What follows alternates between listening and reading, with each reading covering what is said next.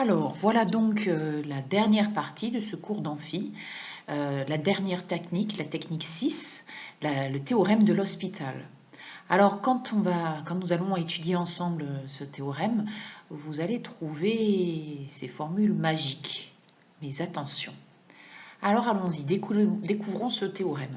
Donc, on a deux fonctions f et g qui sont dérivables, première hypothèse, sur l'intervalle ax0 et la limite quand x tend vers x0 de f et de g est soit nulle, soit l'infini, qui donne une forme indéterminée, soit 0 sur 0, soit l'infini sur l'infini. On suppose que g' de x ne s'annule pas sur l'intervalle ax0. Si la limite quand x tend vers x0 de f' sur g' existe, alors la limite de f sur g quand x tend vers x0 est égale à la limite de f' de x sur g' de x quand x tend vers x0. D'accord? Donc vous voulez calculer la limite quand x tend vers x0 de f sur g, vous trouvez la forme indéterminée 0 sur 0 ou l'infini sur l'infini. Dans ce cas-là, vous allez calculer la limite des dérivés, des numérateurs et dénominateurs, en espérant qu'on ne retombe pas sur une forme indéterminée, sinon on peut recommencer. Et à ce moment-là, voilà, on obtient la limite de f sur g. Alors, nous allons étudier quelques exemples et puis après, par la suite, je vous expliquerai les dessous de ce théorème. Alors, donc, première limite à calculer, la limite quand x tend vers 0 de sinus x sur x carré plus 3x. On est bien d'accord que ça donne la forme indéterminée 0 sur 0. Les deux fonctions sinus et x carré plus 3x sont bien dérivables sur R tout entier. Et on calcule donc leur dérivée. Ça va donner quoi? Cos x au numérateur et 2x plus 3 au dénominateur. Et quand x tend vers 0, eh bien, ça va donner cos 0, 1 sur 2 fois 0 plus 3, 3. Donc, la limite cherchée, c'est 1 tiers. Alors, on peut retrouver ce résultat en utilisant les équivalents qu'il faut connaître. Donc, on a l'équivalent d'un quotient, c'est le quotient des équivalents. Un équivalent de sinus x en 0, c'est x, comme on l'a vu. Un équivalent de x carré plus 3x en 0, c'est le terme de plus bas degré. On a un polynôme, donc c'est le terme de plus bas degré en 0. Donc c'est 3x. On n'a plus qu'à simplifier et on trouve la même limite. Alors, deuxième exemple. Vous pouvez mettre sur pause éventuellement pour réfléchir. Alors, cette fois-ci, on cherche la limite quand x tend vers plus l'infini de racine carrée de x sur ln de x. La forme indéterminée, c'est l'infini sur l'infini. Les fonctions racine carrée et ln sont dérivables sur r plus étoile. Appliquons la règle de l'hospital. Donc la dérivée de racine carrée de x, c'est 1 sur 2 racine de x, et la dérivée de ln de x, c'est 1 sur x.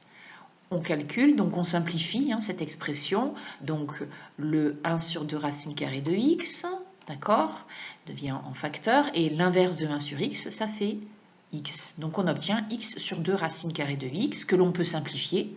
Je vous rappelle que x, c'est racine de x fois racine de x. Ici, notre x est positif. Voilà. Et donc après, on peut simplifier par la racine carrée de x. Voilà. Et il ne nous reste plus que racine carrée de x sur 2. Et quand x tend vers plus l'infini, eh bien ça tend vers plus l'infini. Alors, si on veut résoudre le même problème, lever la même indéterminée, en utilisant les croissances comparées, c'est assez immédiat, puisqu'on a notre échelle, vous savez, notre échelle de fonction, pour les grandes valeurs de x positives.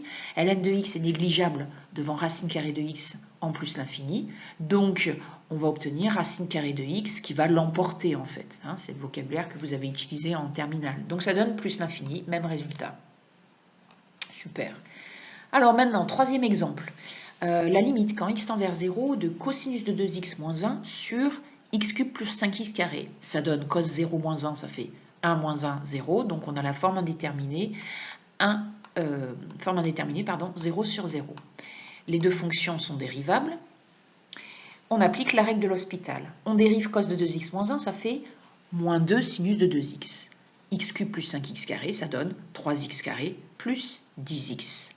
Et alors là, quand on fait tendre x vers 0, au numérateur, ça va faire 0, puisque ça fait moins 2 sinus 0, ça fait 0.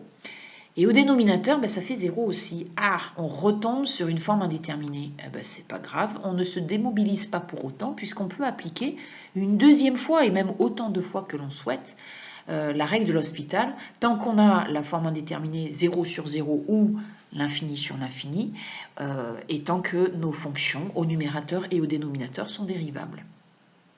Donc ici, ça va donner, on dérive à nouveau, hein, moins 4 cosinus de 2x et 6x plus 10. Quand x tend vers 0, ça va faire moins 4 cos 0, ben ça fait moins 4. Et ici, ça va faire 10, donc moins 2 cinquièmes. On a réussi à lever l'indéterminé en appliquant 2 fois consécutivement la règle de l'hospital. Alors on peut également résoudre ce problème en utilisant les équivalents. Alors, donc ici, vous vous rappelez, hein, c'est cos de 2x moins 1. On va chercher un équivalent de cos de 2x moins 1. Donc, on utilise notre équivalent que l'on connaît par cœur. Et là, j'entends vos questions. Faut-il connaître les équivalents par cœur? Bon, je vous rassure, dans le prochain DS, je vous les donnerai si besoin est, ou je vous les ferai retrouver avec l'équation de la tangente. Donc ici, en 0, on a vu qu'un équivalent de cos x, c'est 1 moins x2 sur 2. Mais nous, on a cos de 2x. Donc on va remplacer grand X par 2x. 2x, quand x tend vers 0, tend vers 0. Donc on peut utiliser l'équivalent de cos x en 0. On remplace grand X par 2x. Et on obtient, attention, c'est 2x au carré. Là, on ne le voit pas, mais c'est un carré. Hein. Donc, ça fait 2 au carré fois x au carré. Je vous rappelle, 4x carré sur 2, ça fait 2x carré. Voilà, donc on obtient 1 moins 2x carré. Au dénominateur, il s'agit d'un polynôme. Donc, le terme de plus bas degré en 0, hein, c'est le terme de plus bas degré, donc 5x carré. Ici, on va simplifier. Attention, je n'ai pas barré le moins, juste le 1. Donc, ça fait moins 2x carré. Sur 5x carré, ça se simplifie, moins 2 sur 5, et on retrouve donc le même résultat. Voilà, donc pour conclure, parce qu'il me semble bien que c'est la dernière limite. Oui, c'est la dernière limite. Donc pour conclure, cette règle de l'hospital, elle est bien pratique, hein, elle est même assez magique, hein, en fait, on n'a pas à réfléchir, on l'applique. Oui, mais il y a quand même des contraintes, puisqu'il faut que le numérateur et le dénominateur au moins soient dérivables. Et puis, de temps en temps, il y a des calculs dérivés qui peuvent être plus compliqués à calculer que juste la recherche d'équivalents. Voilà. Et puis, troisième point aussi, les équivalents, vous verrez, hein, surtout en école d'ingénieur, qu'ils vous serviront quand vous travaillerez sur les séries numériques. Hein. C'est des sommes infinies de termes d'une suite. Pour étudier la nature d'une telle somme infinie, la nature, c'est quoi? C'est dire si elle converge. Donc, si elle tend vers un nombre fini ou si elle diverge, si on obtient une somme infinie, eh bien, les équivalents sont très importants à ce moment-là. Voilà. Donc, alors, je vous avais promis les dessous de la règle de l'hospital. Pourquoi c'est si magique? En fait, c'est pas si magique que ça. Regardez. Donc, je vous rappelle la règle de l'hospital, hein, que pour calculer la limite quand x tend vers x0 de f sur g avec 0 sur 0 ou l'infini sur l'infini comme forme indéterminée, on peut calculer la limite de f' sur g' à condition que f' et g' existent et que g' ne s'annule pas, bien sûr. Alors en fait, on va juste regarder le cas où on a la forme indéterminée 0 sur 0. Donc, on calcule la limite quand x tend vers x0 de f de x sur g de x. Donc, on a 0 sur 0. Donc, ça veut dire qu'on a f de x0 et g de x0 qui sont nuls. Admettons. Et la dérivée de g est non nulle. En fait, si on utilise, vous savez, les équivalents, l'équation de la tangente à la courbe en x0, on va obtenir ceci pour f et cela pour g. On fait le quotient des équivalents.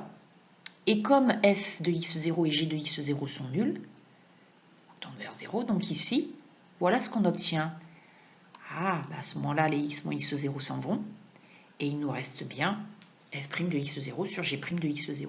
Voilà. Alors attention, hein, ce que je vous raconte là, ce n'est pas une démonstration. C'est juste pour intuitivement vous faire comprendre ce qu'il y a derrière la règle de l'hospital. En fait, il y a les équivalents, enfin les développements limités plus généralement, pour la forme 0 sur 0. Voilà, donc cet amphi est terminé. Donc la semaine prochaine, nous travaillerons à nouveau sur quelques études de fonctions, des fonctions particulières au génie électrique, comme les fonctions hyperboliques et le sinus cardinal. Et puis, nous résolverons quelques formes indéterminées grâce aux techniques que nous venons d'étudier. Voilà, donc travaillez bien cet amphi, reprenez les diapositives, prenez des notes, et puis je vous dis à bientôt. Au revoir et bon week-end et bon courage.